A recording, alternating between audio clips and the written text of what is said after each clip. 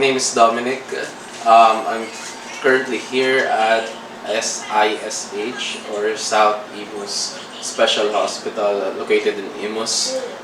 The reason why we're here is sobrang accessible niya kasi. Sobrang lapit niya sa lahat and yung location niya is kita niyo naman katabi yung DV Mall, which is parang lahat ng kailangan namin pag na-admit kami is nandyan na. Yung mga things na gusto ko dito is first is masarap yung food. Tapos abundant yung food, ang generous nila magbigay. The rooms are great. Tapos bukod dun is yung level of expertise nila in giving out diagnosis. Talagang maganda, and yung equipments na ginagamit nila is super good in finding out what's wrong with the patients.